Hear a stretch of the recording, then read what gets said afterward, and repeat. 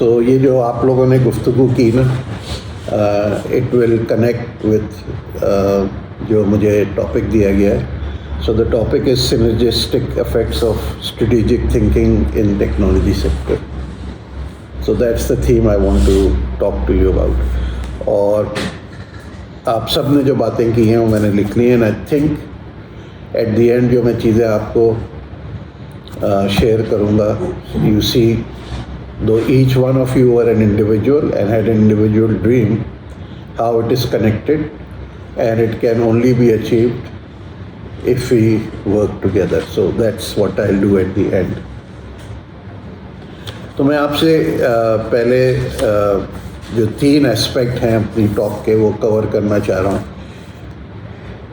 ایک ہے technology, the role of technology on our society. تو اس میں کوئی لمبی گفتگو نہیں کروں گا کیونکہ ٹیکنالوجی کے معاملے میں آپ مجھ سے زیادہ میں بھی کوالیفائڈ ہیں اور آپ کو معلوم ہے.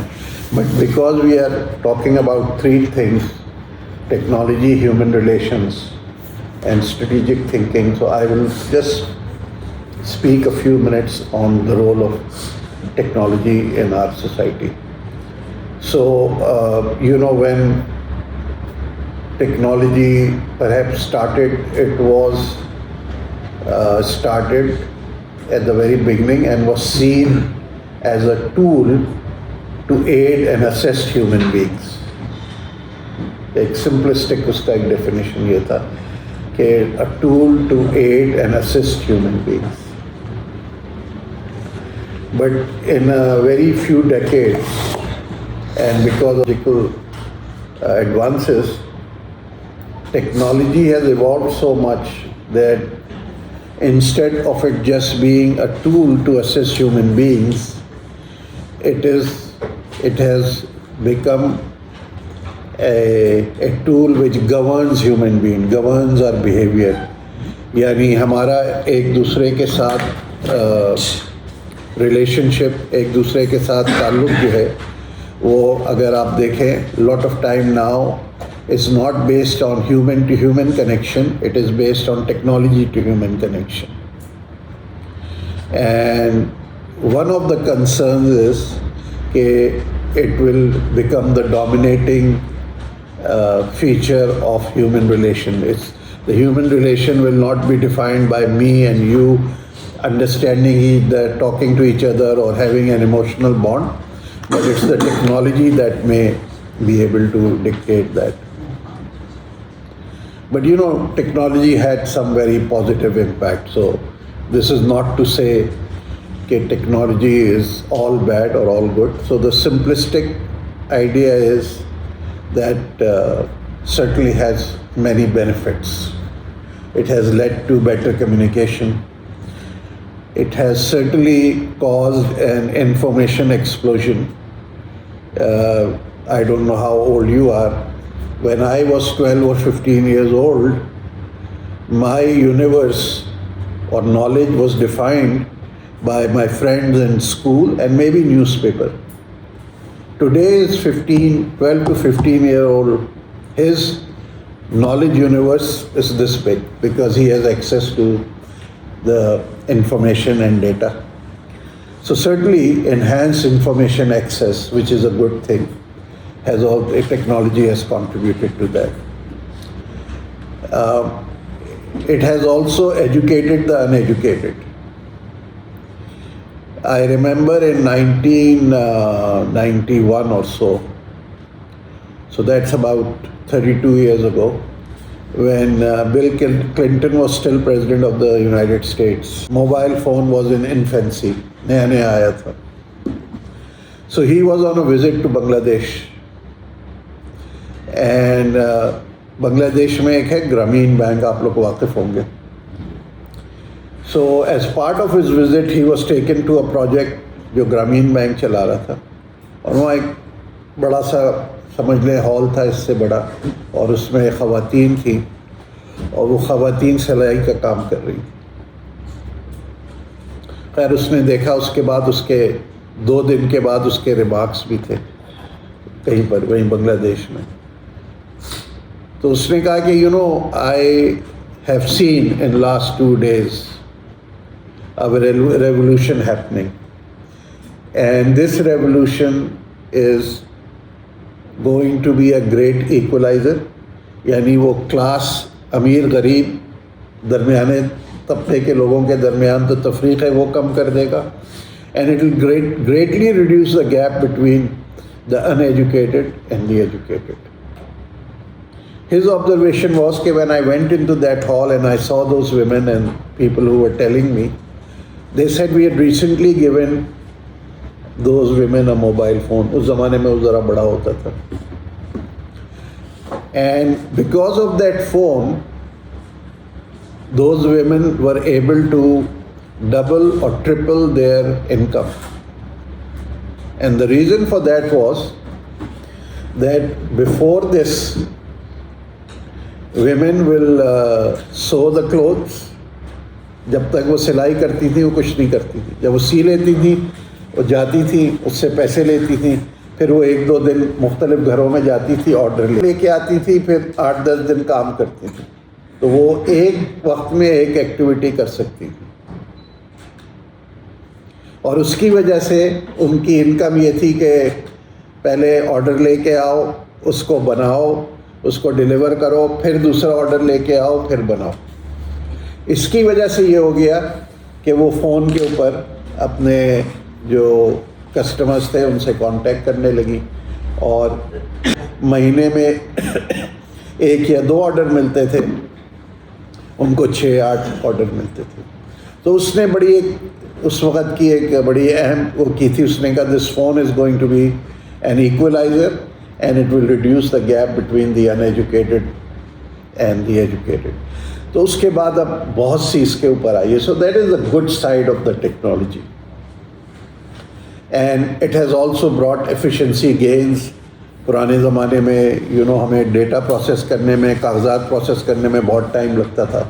अब इसकी we can be more efficient, we can with less waste of material we can produce more. So those are the good things of the technology.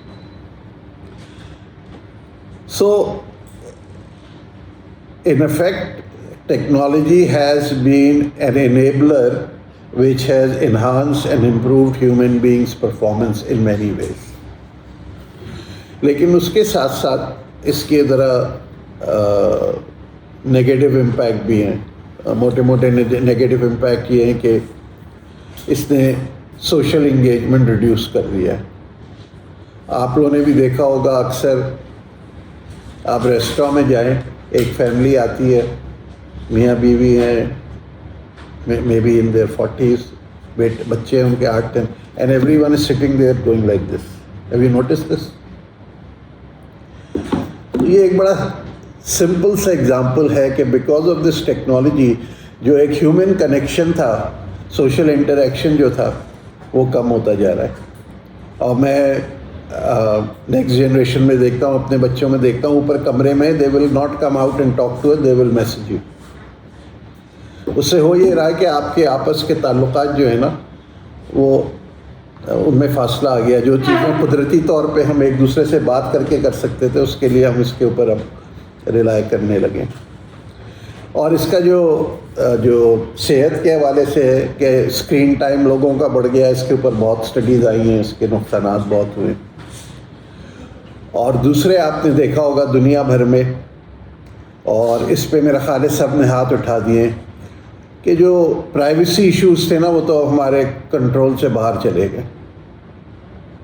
एक ज़माना था जब PTV एक वाहिद चैनल होता था, उस पर भी अगर कोई अंग्रेज़ी फिल्म आती थी और अगर उसमें कोई ऐसा सीन आता था जिस पे हमारे बुज़ुर्ग समझते थे कि बच्चों को नहीं देखना चाहिए, तो या वो ऑफ़ कर देते थे या बंद कर देते थे ताकि वो नहीं हो. अब इसके ऊपर हर चीज़ मौजूद है,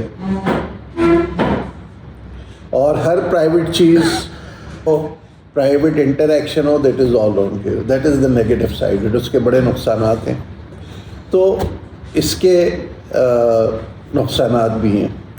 तो जो पहला मेरा टॉपिक था टेक्नोलॉजी का, ये तो मैंने मोटी मोटी चीज़ें बता दी. जैसे मैंने कहा, आप लोगों को मालूम है there is good and bad, but we have to strike a balance.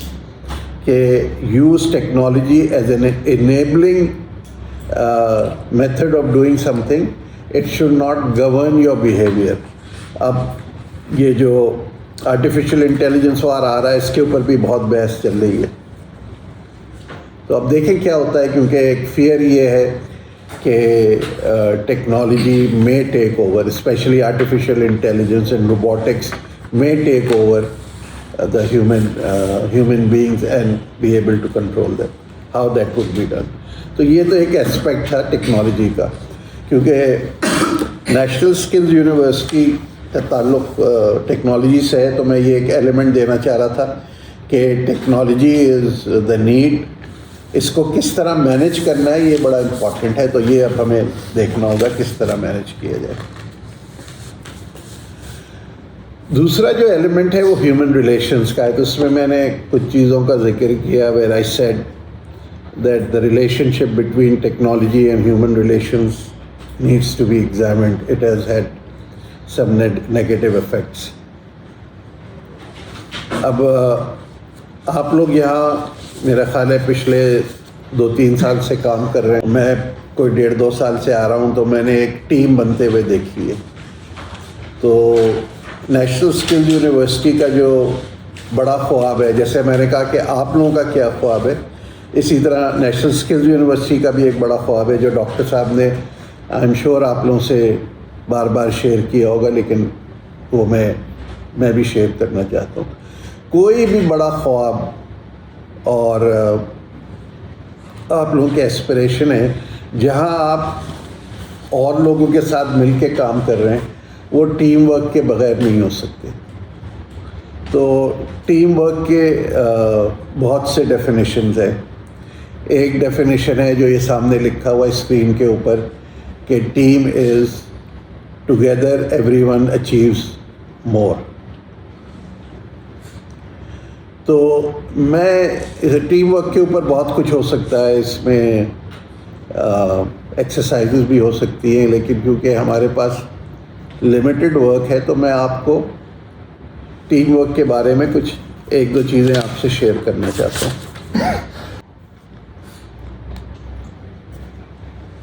What is a team?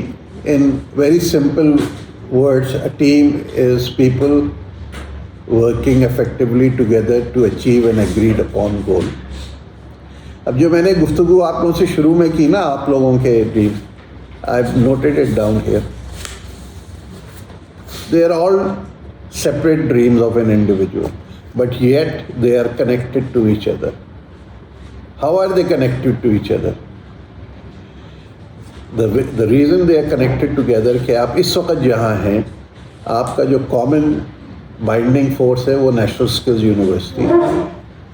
اور نیشنل اسکلز یونیورسٹی آپ کو ایک ایسا پلیٹ فارم دے رہی ہے, ایسی ریسورسز دے رہی ہے اور ایسی اپرچونٹی دے رہی ہے کہ یہ جو آپ کے پروفیشنل گولز ہیں یا پرسنل گولز ہیں یہ آپ یہاں اچیو کر سکتے, پرووائڈیڈ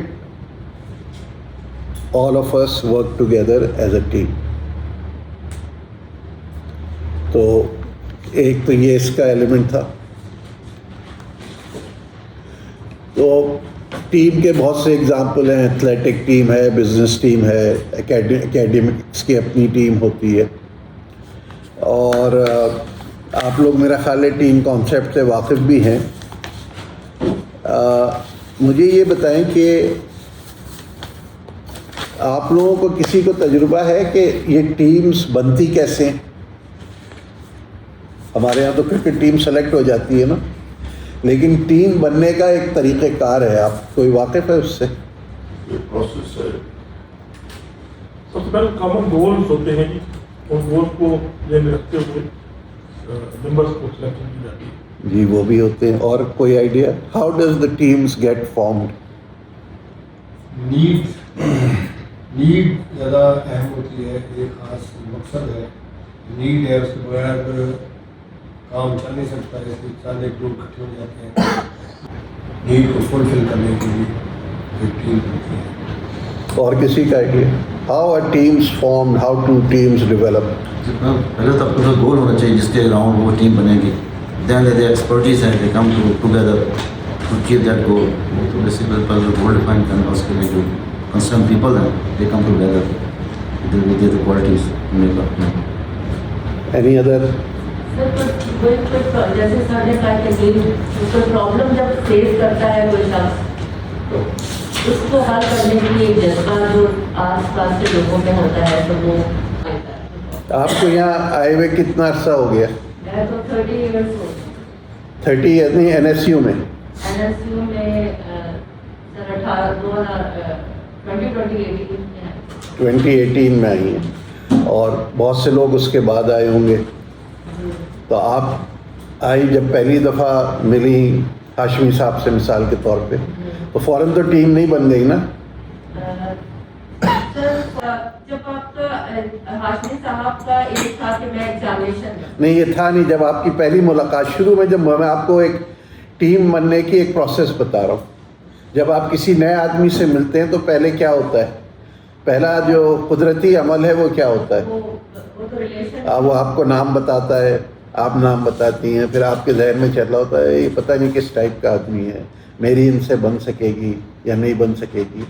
तो आप एक दूसरे को समझने की कोशिश कर रहे थे, जांच पड़ताल कर रहे थे। It is called team development के 5 स्टेजेस हैं।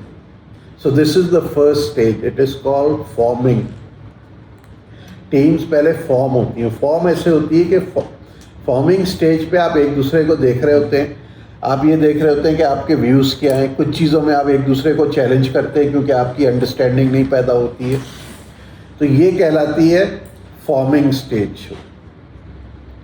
जब आप एक दूसरे से मिल लेते हैं और एक इब्तिदाई इंट्रोडक्शन हो जाता है और आप कहते हैं हाँ कुछ बातचीत हो सकती है, तो आप next stage of team development जाते हैं, विच इज़ कॉल्ड स्टॉर्मिंग।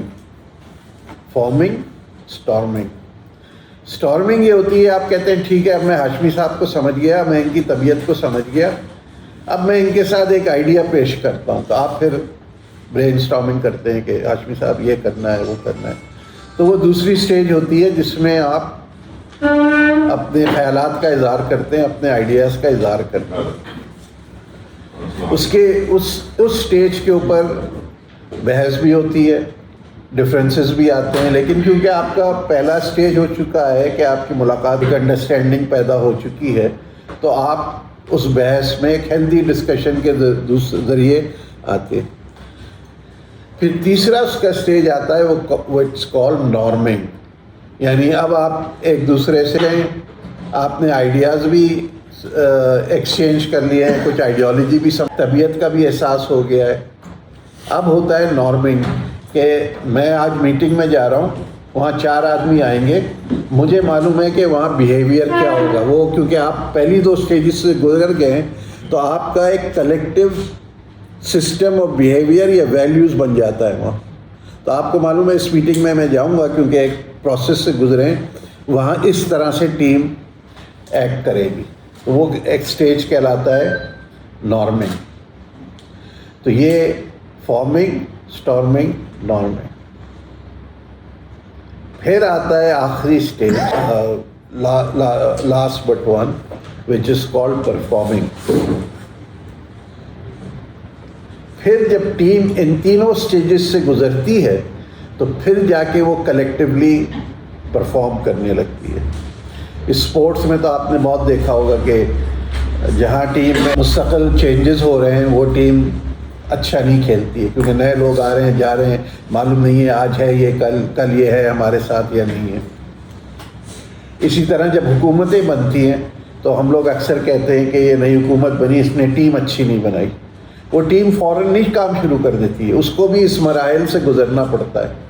जब उस मराइल से गुज़र के वो पहुँचती है तो फिर वो परफॉर्मिंग स्टेज पे आती है, जब जाके आपको टीम का फ़ायदा होता है कि देन जो आपने टीम चुनी है वो परफॉर्म करने लगती है। अब इसका मैं बताऊं, नेशनल स्किल्स यूनिवर्सिटी का 2020 था ना, 20 था। तो मेरी डॉक्टर साहब से पहली दफ़ा मुलाकात हुई। अब मैं ये देख रहा था कि पता नहीं डॉक्टर साहब किस तबीयत के, मेरी भी उनसे मुलाकात नहीं हुई थी। तो हमें कोई 3-6 महीने लगे एक दूसरे को समझने के लिए, लेकिन उसमें खुशाइन बात ये थी کہ ان 3-6 مہینے میں ایون دو ہم ایک دوسرے سے واقف نہیں تھے اور ایک چھوٹی ٹیم تھی ڈاکٹر صاحب کی، ڈاکٹر صاحب تھے، مولانا صاحب تھے، 1-2 لوگ اور تھے، ان ملاقاتوں کی وجہ سے ہم ایک دوسرے کی طبیعتوں سے واقف ہو گئے اور ایک دوسرے کی ویلیو سسٹم کو سمجھنے لگے، تو we were able to perform faster. لیکن اتنے بڑے کام کرنے کے لیے آپ کو ٹائم چاہیے ہوتا ہے. جو پرفارمنگ سٹیج ہے نا وہ ہوتی ہے، تو وہ ڈاکٹر صاحب کو 2020 سے لے کے اب تک لگے. اب آپ ماشاءاللہ ٹیم بن گئی ہے، سلیکشن بورڈ ہو گئے، انفراسٹرکچر کھڑا ہو گیا ہے، اور اسی لیے ہم لوگ کہتے ہیں کہ یہ یونیورسٹی کامیابی کے راستے پہ جا رہی ہے. تو وہ پرفارمنگ کی جو سٹیج ہے نا وہ ذرا وقت پہ آتی ہے، جب جا کے ٹیم کام کرتی ہے. اب اس کا جو وہ سب سے ایکسائٹنگ ہے، which is what I think National skills University کا نیکسٹ اسٹیج آف ڈیولپمنٹ ہے، اور جس کے لیے حکومت پاکستان نے میرا خیال ہے کہ اس یونیورسٹی کو بنایا تھا. دا last stage of team development is transforming. یعنی آپ کا جو مقصد ہے، آپ جس مقصد پہ نکلیں اس پہ آپ اس کو ٹرانسفارم کر دیں. تو یہاں صرف یونیورسٹی کو ٹرانسفارم نہیں کرنا ہے، جیسے آپ نے کہا کہ نان اسکل ورکرز کے لیے یہ یونیورسٹی اگر کامیاب ہو جائے گی تو یہ ایک ایجنٹ آف چینج ہوگی، ایجنٹ آف ٹرانسفارمیشن ہوگی، جس میں اسکلز ایجوکیشن کے ذریعے آپ پاکستان میں ذریعہ معاش بہتر پیدا کر سکیں گے. آپ اس میں لوگوں کو سوسائٹی پہ ایک ٹرانسفارمیشنل افیکٹ آئے گا. So that is the last stage of team development. ٹھیک ہے، تو میں نے 2 چیزیں کر لی. I briefly touched on the technology, کہ ٹیکنالوجی کے فوائد کیا ہیں، اس کے نقصانات کیا ہیں، اور ہمیں بیلنس اسٹرائک کرنا ہے. اینڈ دوسرا یہ ہے کہ ٹیم ورک کے بغیر آپ کامیاب نہیں ہو سکتے. Work will lead to transformation, and I think کہ National skills University can transform the skills education in Pakistan. And by virtue of that جو اگلا حصہ ہے میں چاہوں گا کہ ڈاکٹر صاحب بھی اس میں پارٹیسپیٹ کریں. جو ہماری ٹاک کا تھا وہ ہے strategic thinking and how human relations technology it connects to strategic thinking. And اس اسٹریٹجک تھنکنگ کا نیشنل اسکلز یونیورسٹی کا جو آپ سمجھ لیں کہ آگے کا راستہ ہے اور یہ اس سے کامیابی ہوئی ہے، اس کا کتنا بڑا کنٹریبیوشن ہے جو اس کا اسٹریٹجک پلان ہے. لیکن پہلے مجھے آپ لوگ یہ بتائیں، strategic planning, strategic thinking is a name. Do you anyone knows what this mean? Strategic thinking کا کیا مطلب ہے؟ Any gas? اسٹریٹجک بیس کرتا ہے میرے خیال میں کہ کوئی آپ نے آبجیکٹیو حاصل کرنا ہے، اس آبجیکٹیو حاصل کرنے کے لیے کون کون سے آپ نے ٹیکنالوجی میتھڈ یوز کرنے ہیں، اسٹیپس کون کون سے ہیں، کن اسٹیپ سے جا کے آپ پھر جا کے اچیو کریں گے گول. مثال کے طور پر اب یہ سمجھنے کہ یونیورسٹی کو اپنے اسٹوڈنٹس کو بنانا ہے کہ وہ اپنے سیلف امپلائمنٹ میں آئیں. ظاہر ہے ہمیں وہ کریکولم اسٹریٹجی بنانی پڑے، کریکولم ایسا بنانا پڑے گا، پھر ان کو انوویشن کنٹینٹس پڑھانے پڑیں گے، پھر ان کو اسٹارٹ اپس پڑھانا پڑے گا، پھر ان کے بعد ٹریننگ بھی کرنی پڑے گی، پھر ان کو ایکسپوز کرنا پڑے گا. یہ 5 اسٹریٹجی ہمارے سارے اسٹیپس ہوں گے. یہ سارے اسٹریٹجی بنائیں گے، پھر جب رزلٹ ہمیں وہی ملے گا جو ہم چاہتے ہیں کہ اسٹوڈنٹ جو ہو. نہیں، یہ تو آپ نے ڈسکرائب کر دیا کہ اسٹریٹجک پلان کیا ہونا چاہیے. میں یہ معلوم کرنا چاہتا ہوں کہ جب ہم ورڈ یوز کرتے ہیں اسٹریٹجک تھنکنگ، سر اس میں بیسیکلی ایک تو آپریشنل پلانس ہوتے ہیں جو ٹوڈے ہر ڈپارٹمنٹ کرتا ہے، ہر انڈیویجول کرتا ہے. لیکن وہ ہوتے ہیں کہ آپ کے ڈیلی یا منتھلی یا ایئرلی ایک سلسلہ اس کے ایکسپرٹ کیا اچیو ہوا. لیکن اس کے آپریشنل جو ریزلٹس ہیں وہ تو بہتر ہیں، لیکن لانگ ٹرم جا کے وہ آپ کے مفاد میں نہیں ہوتے. لیکن کمپنی کو یا کسی بھی ادارے کو ایگزسٹ کرنا ہے اوور پیریڈ آف ٹائم. तो जो पूरी कंपनी के हवाले से और एक लॉन्ग टर्म प्लानिंग है, अचीवमेंट ऑफ ऑब्जेक्टिव है, उसके लिए एक्शन प्लान बनाना है, दैट इज बेसिकली हाँ, लेकिन उसको बनाने के लिए स्टेप्स। देखिए, आप लोगों का तो सबका यूनिवर्सिटी से ताल्लुक़ है, और ये मैंने भी बाद में सीखा है, बहुत बाद में लेट सीखा,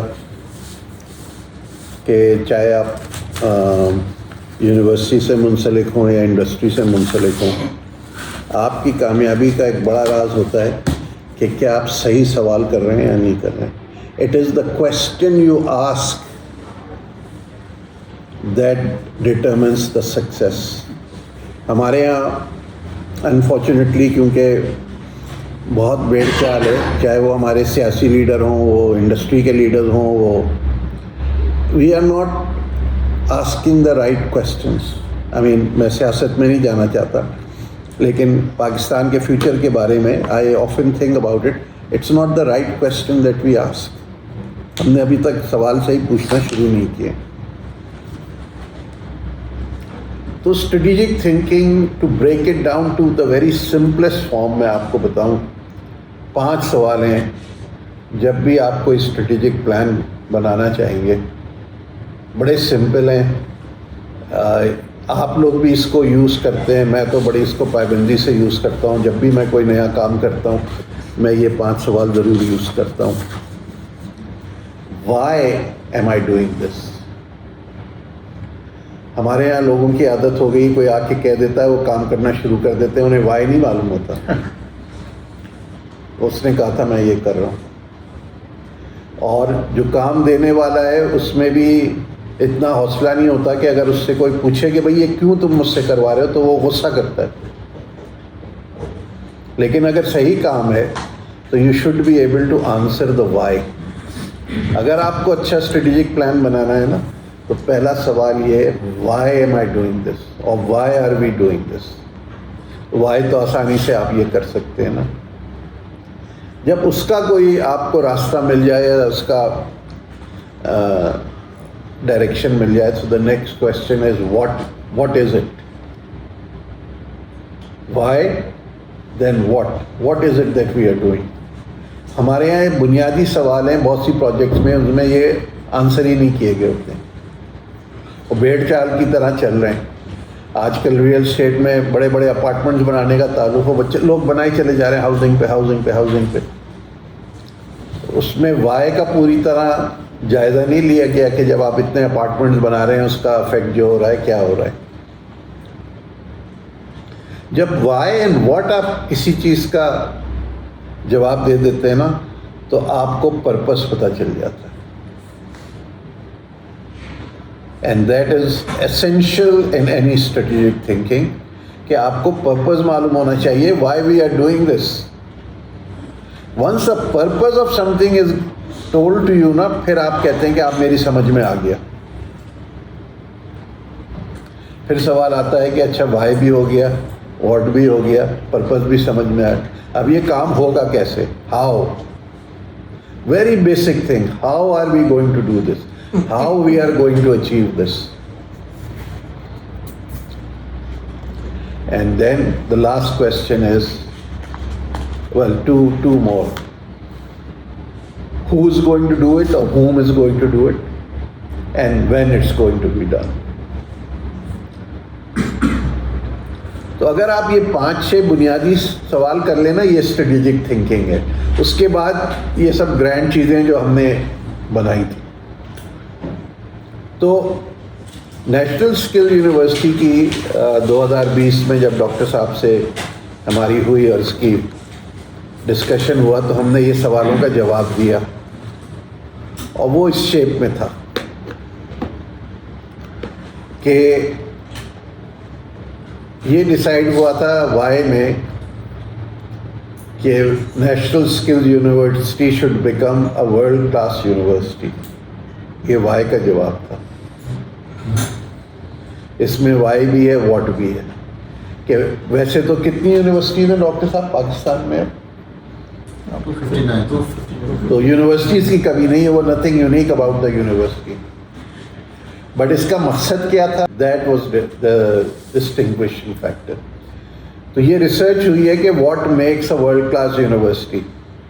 اس میں 3-4 چیزیں بڑی اہم ہیں.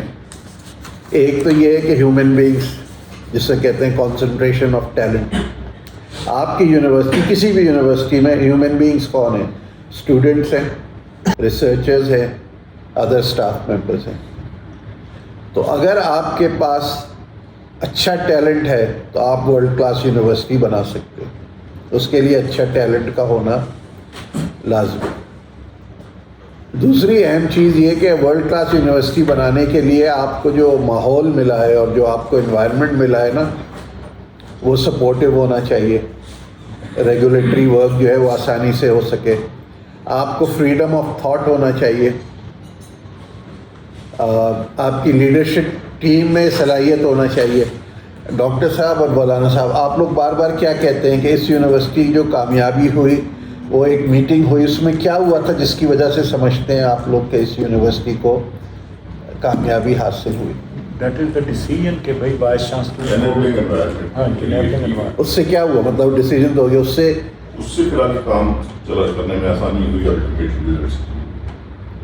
تو دیکھیں, freedom of thought and freedom to act وہ وائس چانسلر کو دے دیا گیا. سیکرٹری اور 10 آدمیوں کے جمیلوں میں نہیں پڑا. وہ بڑا لازم ہوتا ہے. اور پھر ظاہر ہے اچھی یونیورسٹی یا ورلڈ کلاس یونیورسٹی بنانے کے لیے آپ کو ریسورسز چاہیے ہوتی ہیں. بتائیں کہ ایڈوائزری کاؤنسل کا آپ کو فائدہ کیا ہوا, other then a supportive body in material terms کیا فائدہ ہوا آپ کو جب تک اس کو الاؤ کیا گیا ٹو ورک فریلی؟ ہاں جی, اس میں دیکھیں آپ کی ڈیجیٹل میپنگ کے لیے ہمیں پیسے چاہیے تھے. زہیر صاحب نے ایک واٹس ایپ میسیج بھیجا کہ we need so many million جو ہے نا. ان کو پھر اگلے دن جو ہے نا اس کو کہا کہ یار ہم نہیں. پھر میں نے زہیر صاحب کو گزارش کی کہ سر وی ڈونٹ ایکسیپٹ کیش, کیونکہ یہ کل کو ہمارے پہ آبجیکشن آ جائے گا. دین یہ جو کمپیوٹر ہمارے آئی ٹی والے میرے خیال میں کالیگ نہیں بیٹھے, دے کم فرام دیئر. آپ کو جو ہے اپنا مولر اینڈ فٹس, I mean 50 computer coming from there. System limited نے کہا تھا کہ ہمیں 35,000 بندے چاہیے گریجویٹ آف NSU. 35,000 یہ انہوں نے پریزیڈنٹ سے کہا سے کمٹ کر کے آئے تھے کہ اگر آپ لوگ, اگر یونیورسٹی اور صرف NSU نہیں کوئی بھی, مجھے 35,000 گریجویٹس ہر سال دے دے, میں ان کو نوکریاں دوں گا. لیکن انہوں نے آپ کا جو پروفیشنل پروگرامنگ کا سرٹیفکیٹ ہے, میرے خیال میں کسی یونیورسٹی کی تاریخ میں, عارف صاحب کو بھی پتہ ہے اس چیز کا, کہ اتنی خوبصورت ایڈورٹائزمنٹ کسی کی نہیں آئی. اٹ کاسٹ میں آلموسٹ, بلکہ ہمیں HEC اور یہ سارے جو ہے نا ہمارے سر کے اوپر آ گئے کہ آپ نے اتنے پیسے ضائع کر دیے. میں نے کہا جی ہمارا تو 1% بھی نہیں لگا, somebody else did it. اس کے ساتھ بلانی صاحب نے آپ کے ہاسپٹیلٹی کا پورا جو ہے نا میڈم امبر کے پاس ہے 8 سیمسٹر کا آپ کا کورس بنایا ہوا. اس کو اگر ورلڈ کلاس یونیورسٹی بنانا تھا تو کلیم صاحب تھے جو کہ ایک لیڈنگ آرکیٹیکٹ ہیں لاہور سے, انہوں نے اس یونیورسٹی کا پورا ایک نیا ڈیزائن بنایا تھا. اوور آل میں معافی چاہوں گا سر آپ کو کہ ہمارے یہ سارے کے سارے ڈاکومنٹس جل گئے تھے, کوئی بھی انفارمیشن نہیں تھی. تو انہوں نے اپنے ایک دوست کو بلایا جو ہے نا who come over here, they spend many days. Madam کو میرے خیال میں پتہ ہے بیچارے جو ہے نا وہ they keep struggling over here. اب ہمارے پاس پورے کا پورا جو ہے نا we have a map, we have everything, اس کا جو ہے نا جو ایک یونیورسٹی کے لیے چاہیے ہوتا ہے. تو these were the things, these were great successes جو ہے نا. اور آف کورس تو یہ 2020 میں ہماری میٹنگ ہوئی, اس وقت ڈیسائیڈ ہوا کہ اسٹریٹجک پلان بنایا جائے. ایم یہ تھا کہ ورلڈ کلاس یونیورسٹی کریٹ کرنا ہے. اور آپ سب کو شاید معلوم ہے, لیکن یہ اٹس ورتھ ریپیٹنگ کہ پبلک سیکٹر میں I know National skills University is the only university to have this. It is the only public sector university in Pakistan جس کے پاس 5 سال کا ایک ویژن ہے, پورا پروگرام ہے, اور اسی کی بیسس پہ یہ یونیورسٹی کو آگے چلنا ہے. اور سر اس پہ ذرا آپ بتا دیں, کیونکہ آپ تو اس پہ روزمرہ کے طور پہ عمل کرتے رہے ہیں. تو یہ کتنی ان یوزول چیز ہے for National skills University to have it as far as universities in Pakistan are concern. اس میں of course some of colleagues know اس میں کچھ ایکشن تھے اور ان کی ٹائم لائن تھی جس کو ہمیں جا کے سینٹ میں رپورٹ بھی کرنا ہوتا تھا جو آنا کہ یہ ہو گیا جی یہ ہو گیا.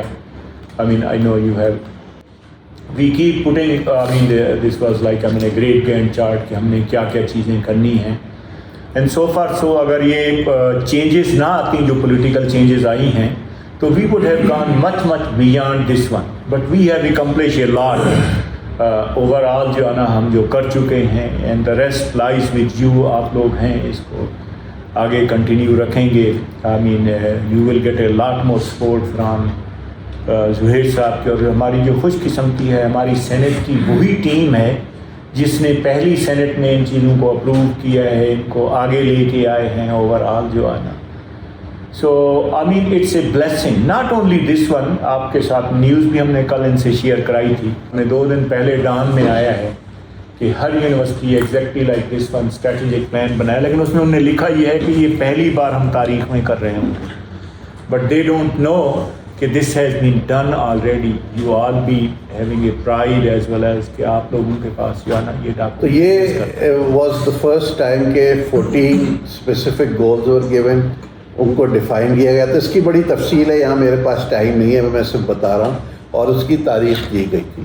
تو اسٹریٹجک پلان جو اب بیچ میں آپ لوگوں نے کہا نا اس کے کچھ اسٹیپس ہیں جو ہم نے کیے ہیں. یہ تو میں یہ سمجھتا ہوں کہ یہ بڑی پرائڈ کی بات ہے کہ نیشنل اسکلز یونیورسٹی کے پاس ایک 5 ایئر اسٹریٹجک پلان ہے اینڈ اس میں میرا خیال ہے کوئی 12-15 لوگ تھے جنہوں نے پلان بنایا تھا. یہ کوئی 10-12 لوگوں نے working as a team again جو میں نے آپ کو بتائی نا اس میں پہلی دفعہ ہم ملے تھے کچھ لوگوں سے لیکن وہ 3 مہینے میں کیونکہ وہ پروسیس ایسا تھا اس میں ملاقات ہوتی رہی تو the process of forming norming storming performing.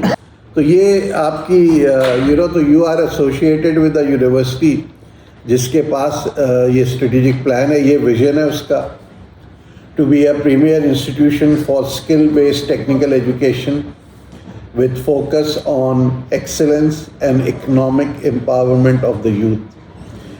یہ جو پورا سینٹنس ہے نا اس میں بہت سے زوم آنے ہیں. یہ economic empowerment of the youth کا مقصد یہ ہے کہ ہماری جو پری ڈومیننٹ پاپولیشن ہے آپ کو معلوم ہے وہ ینگ لوگوں میں مشتمل ہے. بہت سوں کے پاس ڈگری ہے لیکن وہ مارکیٹیبل ڈگریز نہیں ہیں. And skills education through short courses was one of the plans کہ اگر آپ 6 مہینے اور 1 سال کا پروگرام کر لیتے ہیں تو آپ کو ایک اچھی ریزنیبل نوکری مل جاتی ہے یا کسی نے کہا کہ سیلف امپلائمنٹ کی طرف جانا چاہے. تو جب یہ ویژن ڈیفائن ہو گیا تو پھر مشن جو ہے is telling you about how and home. یہ کیسے ہوگا اور کون کرے گا.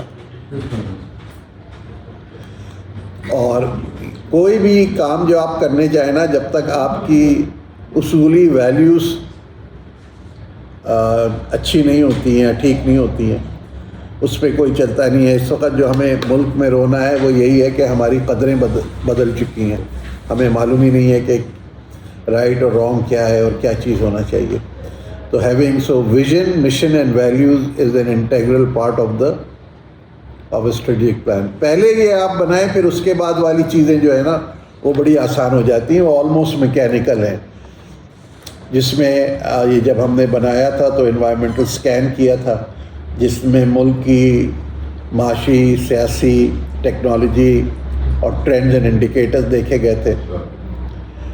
لیگل فریم ورک کیا تھا اس میں مولانا صاحب نے بڑا کام کیا تھا. Stake holder analysis government was a stake holder student for a stake holder industry یہاں کسی نے کہا کہ انڈسٹری میں لنکیج کرنا ہے وہ سب اس کا پارٹ تھا. پھر ہم نے اس کا سواٹ انالیسس کیا اور سواٹ انالیسس جو تھا وہ کچھ اس طرح تھا. یہ سب چیزیں آپ کی اس ڈاکومنٹ اور یہ کرنے کے بعد پھر ہم نے ایکشن آئٹمس اس کے تیار کیے. تو میں یہ سمجھتا ہوں کہ اگر آپ لوگ چاہیں کہ یونیورسٹی کو کامیاب بنانا چاہیں تو مسٹری نہیں ہے. میری تو خواہش یہ ہے کہ ایک ریزن فار سکسیس از کہ اگر حکومت اس یونیورسٹی کو الگ چھوڑ دے تو میں سمجھتا ہوں اس کے پاس پلان ہے, یہ بالکل کر سکتی ہے. اب آ جائیں جو شروع ہم نے اپنی کی تھی, I am at the end of it. آپ لوگوں نے, جب میں اراؤنڈ دا روم گیا تھا تو آپ لوگوں نے مجھے یہ فیڈ بیک دی. اگر ہمارے پاس یہ اسٹریٹجک پلان ہے اور پلیٹ فارم ہے, ایک صاحب نے کہا تھا کہ I want to become a top researcher, ایک نے کہا تھا I want to become a professor, I want a digitalize exam system, ایک نے کہا تھا I want to be associated with one of the best universities, ایک نے کہا تھا کہ مجھے اپنی پی ایچ ڈی کمپلیٹ کرنا ہے, ایک صاحب نے کہا تھا کہ میں چاہتا ہوں کہ میں اسٹوڈنٹس کو کوچ کر سکوں through the digital medium and reach out to many students, ایک نے کہا تھا کہ allied health work at NSU, bring allied health work at NSU, آپ نے شاید کہا تھا, and healthy habits. پھر ایک صاحب نے کہا تھا کہ ہمارا انڈسٹری سے لنکیج ہونا چاہیے, اسٹوڈنٹ کا لنکیج ہونا چاہیے انڈسٹری سے, اور ایک صاحب کی پلان یہ تھا کہ میکینیکل انجینئرنگ ڈپارٹمنٹ کو پروفٹ میکنگ اینٹیٹی میں کنورٹ کیا جائے, اور کسی نے کہا تھا کہ جو ہمارے اچیومنٹ ہے یا یونیورسٹی کے, convert that into a marketable product, اور ووکیشنل ٹریننگ کو ایسے کیا جائے کہ جو semi skill and skill labour ہے ان کی کاوشوں کو اور آگے بڑھایا جائے اور ان کو مین اسٹریم میں لایا جائے, and motivate teachers to work in research and academia. یہ جو سب مختلف آپ کی خواہشات ہیں نا, you can all achieve through national skills university.